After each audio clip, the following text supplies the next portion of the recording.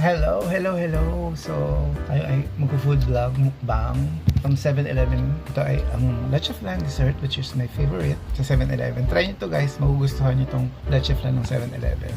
Tapos, Graham leche flan. First time kong matry ito. Kaya naman nung nakita ko, ay binili ko na agad. Masarap sa kanila in fairness. Usually kasi na laging binibili sa kanila ay itong nga dessert na to, na leche flan. At saka yung macaroni salad. Masarap. Of course, meron tayong yobi. Ang gusto ko lang namin kasi talaga kainin ay ice cream dahil gusto kong maano yung emotions natin sa nangyari sa resulta sa Miss Universe. Napaka-obvious naman talaga.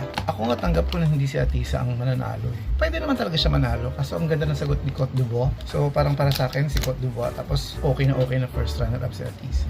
Pero never na naisip ko na si Mexico ang maging first runner-up or ang title.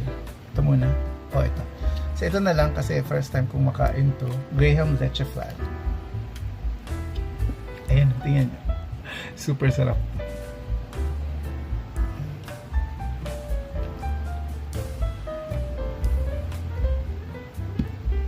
Sarap.